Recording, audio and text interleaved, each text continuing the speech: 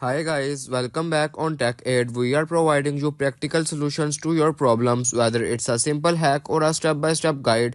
We have got you covered. In this video, I will gonna show you that how to upload music on Soundcloud. First of all, you can open the Soundcloud application. I can already open the app. After opening the app, you can see the upload option that is top right corner of the screen. Just simply tap on it, and after this you can now tap on OK, and here you can select the music profile that you want to upload. After selecting the music profile, you can now tap on the details of the track, and after this you can now upload the music file. And it is a way you can upload music on SoundCloud. If you want to keep your online activity private and access to restricted contents like I do, trying using a VPN. It's secure, easy to use, and makes the browsing safer. The link to buy is in the description below. If this tutorial helped, don't forget to like the video and subscribe for more practical solutions.